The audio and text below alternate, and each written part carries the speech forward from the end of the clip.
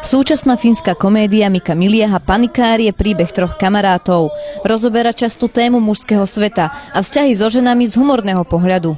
Hra je komediálny žáner, niekedy samozrejme ponúka aj možno trošku nekorektného humoru, ale čo môžete čakať od toho, keď troch mužov zavriete do jedného bytu a tak sa bavia o ženách, o svete, o sebe, o svojom videní sveta. V hlavných úlohách hrajú Juraj Hrčka, Marcel Ochránek a Jakub Rybárik. Sú to situácie, ktoré si každý môže zažiť aj doma a také tie hlášky, čo sú priamo v texte napísané, také, že čo nám žena hovorí ráno, keď odchádzame alebo keď prichádzame a tak to myslím, že pozná každý z nás, takže tam sa ľudia smejú v podstate na sebe, ak to môžem tak povedať.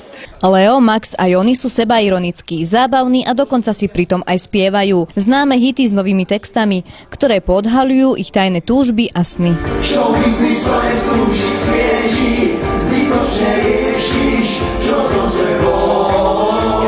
Postavy sa v inscenácii postupne vyvíjajú a samotný dej hry diváka prekvapuje. Tá postava tam proste sa má vyzliec, no a ja som vymyslel takú verziu, ktorá je naozaj zaujímavá, že som nahý a pritom nie je nič vidno. Ja si myslím, že je to veľmi vďačné, vtipné a divácky príťažlivé, keď sa traja chlapi zavrú v jednom byte, tam si zoberú zo pár fliaš a ohovárajú ženy. Muži na pokraji nervového zrútenia. Nakoniec všetci traja pochopia, že pomoc potrebuje každý z nich.